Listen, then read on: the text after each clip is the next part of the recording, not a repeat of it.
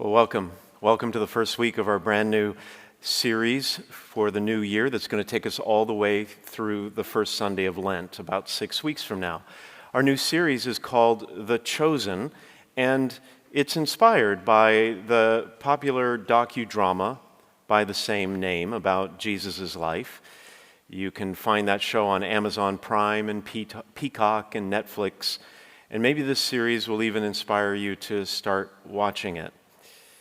Now, in this series, we're talking about choices and who's really making them. See, you and I make choices every day, right? We make choices about a lot of things, about what we'll wear or how we'll spend the day, which projects we'll work on, when and if we'll pray or work out or watch TV. We make choices about where we're going to go after work or school. And we make choices every day about how we're going to treat the people around us. Lots of choices. But the ability to choose, with a conscious understanding of our free will, that's what defines us. It sets humanity apart from other creatures. And we can and certainly do misuse our ability to choose. But it's precisely what makes us human. Now, the thing is, even though most of us like to make choices about our lives, and we do it every day, we really don't like being told what to do. We want to make choices, but not have those choices made for us. And most of the time, we also don't want to be conscripted, or forced or chosen to do something hard. Most of us would rather be the one who chooses than the one who is chosen. But the central truth about your life is that you are in fact chosen by God to do something for Him. Every once in a while I like to hold a little pity party. Sometimes I schedule it on my calendar. It's cathartic. I complain about how hard my job is. Now don't get me wrong, listen carefully. I absolutely love being your pastor. But sometimes on a bad day, I can get a little whiny, and start grumbling about all kinds of things, like having to work every weekend, or being on call 24/7, or having to wear black all the time. I mean, would a little splash of color really hurt? I complain about all the demands of running a parish and a school and raising money for the archdiocese and trying to find time for everybody who needs my help. And then, when I'm finished griping, my friends almost always say the same thing. Hey, you were the one who chose this life. Didn't you read the brochure before you signed up? It always galls me when they say that, and they always do. After all, they're supposed to be on my side. But deep down, I know they're right. I did sign up for this. But I also have to say that being a priest is not really a choice you make. It's something you're chosen to do. And that's really true for anyone who tries to do something important in the world. You are chosen to do it. It's not your choice, you're chosen. For example, the prophet Isaiah we heard about in the first reading, he's a perfect example. God just came straight out and told him, he didn't mince words, he said, Isaiah, you are my servant, through whom I show my glory. See, God chose Isaiah to do something important. He chose him to bring all the people in his time back to faith. And then God said this to him, he said, I will make you a light to the nations, that my salvation may reach to the ends of the earth. Isaiah was chosen to do something important. He was chosen to reveal a God who loves his people so much he would never give up on them. The same thing is true with John the Baptist in the gospel reading today, another prophet. John was also chosen to do something important. And he says what that thing is right in the middle of the gospel passage. He says, the reason why I came baptizing with water was that Jesus might be made known. Like Isaiah, John was chosen. He was chosen to reveal God's love for his people. But here's the problem. I think you know this already. Being chosen by God almost always ends up being a burden.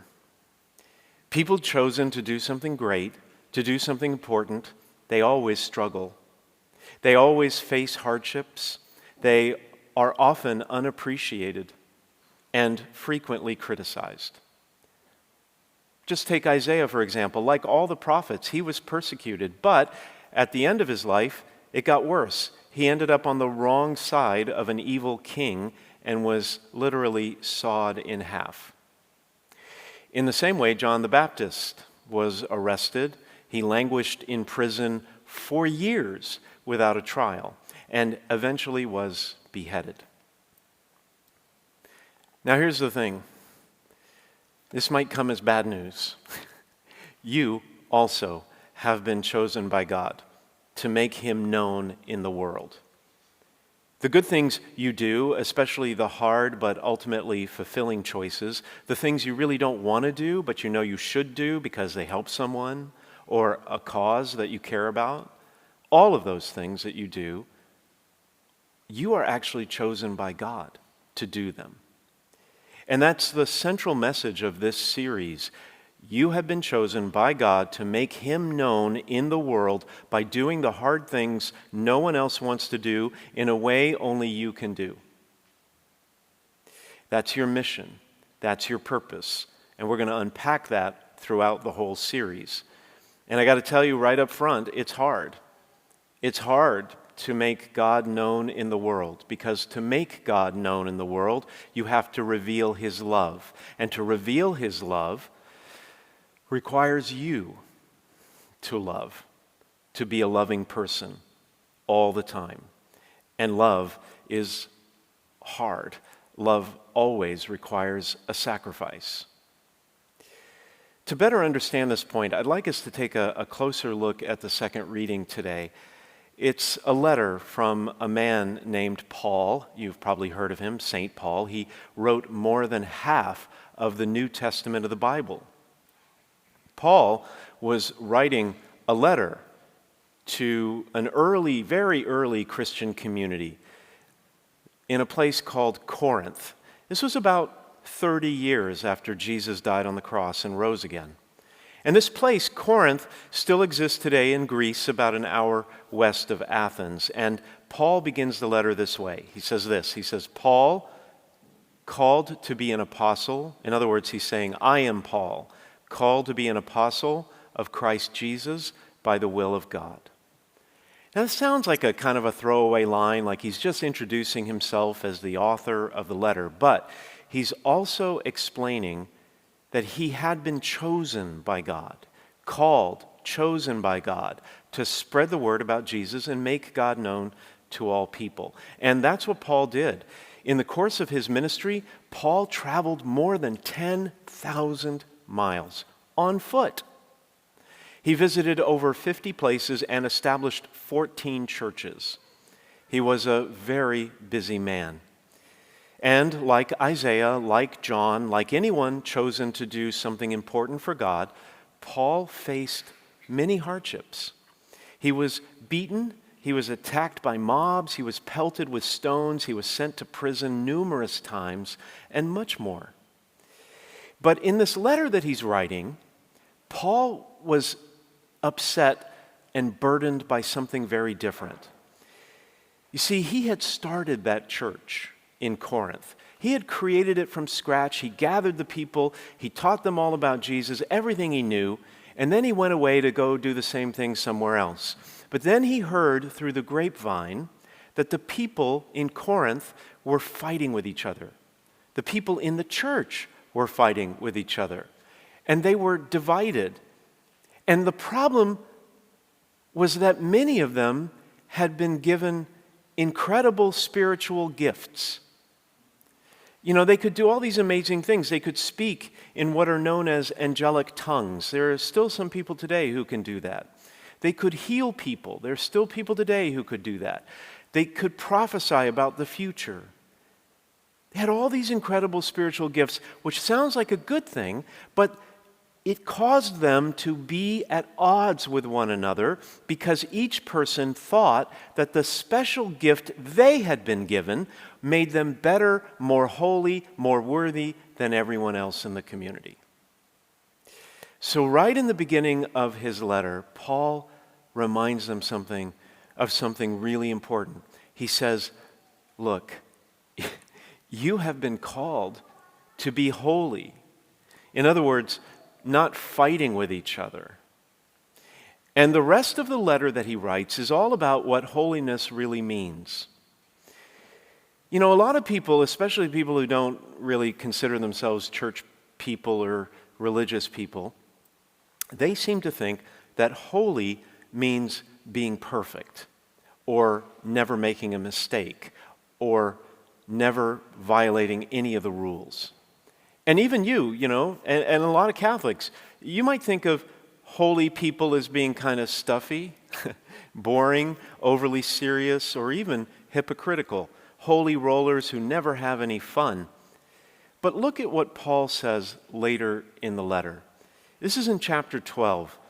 He tells the Corinthians this. He says, strive eagerly for the greatest spiritual gifts. In other words, yes, try to be holy. Try to be holy with those gifts that God has given you. But then he says this, but I will show you a still more excellent way. He's going to tell them what holiness is really about. And these next lines, I want you to listen to them really carefully. Read them on the screen because they are so beautiful, so impactful. Here's what Paul says. He says, if I speak in human and angelic tongues, remember that's a spiritual gift to speak in tongues. He says, if I can do that, but do not have love, I'm just like a clashing cymbal on a drum set. And if I have the gift of prophecy, another spiritual gift, if I can comprehend all mysteries and all knowledge, if I have all faith to move mountains, but do not have love, I am nothing. If I give away everything I own to the poor, but do not have love, I gain nothing. What Paul is saying is that everything, including religion, is meaningless if you don't have love. Holiness is not about trying to be perfect. It's about love. And you might be surprised to learn that the church says the very same thing.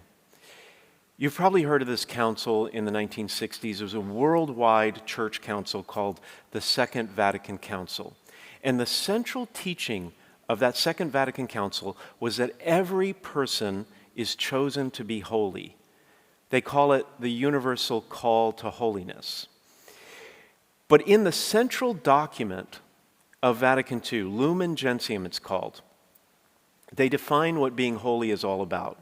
And it says this, it means to manifest or to show to all people the love with which God loved the world. Holiness is not about following the rules. It's about love. And you are chosen to love. And whenever you choose to love others in this world, especially when it's hard, you can't help but reveal God's love. And I want to tell you a story that may help illustrate this point. Growing up, I had a pretty conflicted relationship with my father. I've spoken about this at other times, in other contexts. My dad could be a difficult person to love. He had a volatile temper, unpredictable, and he had a hard time relating. But when I was in my early 20s, he was diagnosed with colon cancer. It had spread to his liver, and he was frightened. When it became clear that he wasn't going to win the battle, he asked me to move back into the family home to help my mom. It's not something I wanted to do. It wasn't a choice I would have made, but I did it because he asked me. In the last few weeks of his life, We talked for hours at a time. We talked like we never had before. He told me stories about his youth, like the time when he was going to the University of Michigan and he bought a rowboat because he thought it would be a cheap way to commute to the college. There's a river, I guess, that goes to the college, only to find out after he purchased it that the river was not navigable. Or the time when he was a graduate student here at UC Berkeley when he nearly backed a trailer off a cliff in the high Sierras. I had never heard these stories before. And through our conversations, I began to know and understand my father better.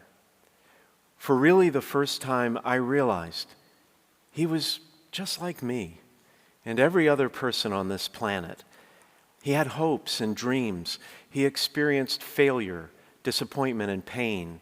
He wrestled with demons. One morning, I found him in bed shortly after he had died. My mom was still asleep, and the house was completely quiet. No one else was home. We obviously had expected him to pass away at any moment, but it still didn't make it any easier. At the time, I was in the middle of a program at a nearby church.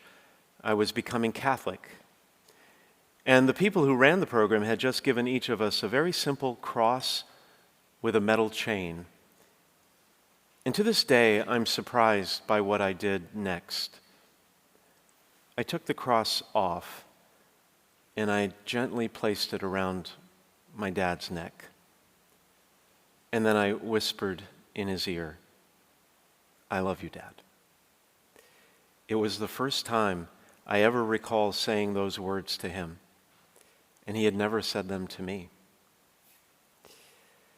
And as I waited for the funeral home to arrive in the early morning hours of that cold January morning, almost 25 years ago next week, I knew as strongly as I've ever felt in my life that God was there with us in the silence. It was a holy moment because there was love between a frightened, tearful, conflicted young man and I'm sure his recently deceased father. You want to be holy? Choose love. Make the choice to love in the difficult moments, in the painful episodes of life. Choose love when you literally have to force yourself through sheer willpower. Choose love even and especially when it comes at a cost. And I promise you, God will be there. You have been chosen for the arduous task of bringing God's love into the world. And every time you make that choice, His love will be revealed and made known to the world.